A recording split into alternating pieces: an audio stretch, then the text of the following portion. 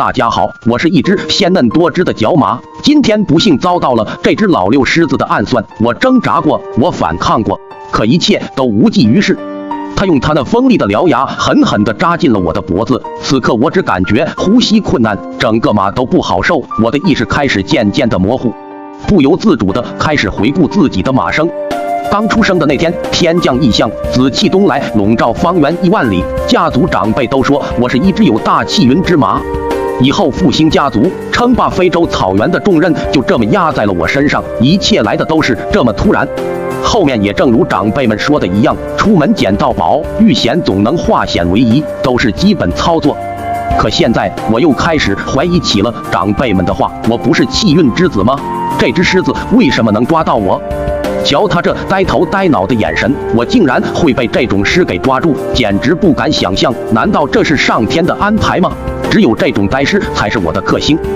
大家好，我是草原霸主狮子，今天出门就抓到了食物，可此时我非常惶恐不安，因为周围一大群两脚兽把我给包围了，他们正拿着摄像机对着我一阵拍摄，而且他们车上似乎还藏着家伙，我害怕极了，生怕弄出太大动静把他们给激怒了，拿家伙射我。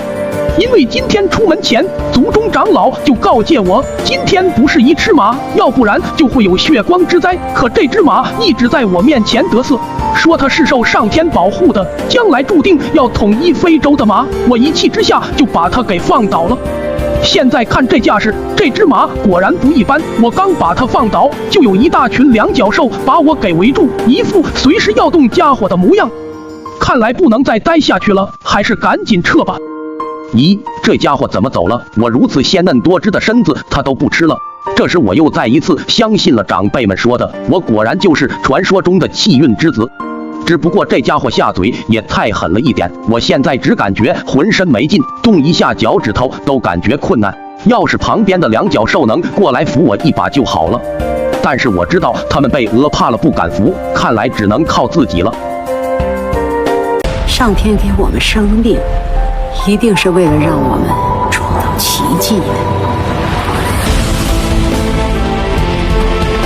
重新活过来的感觉真好。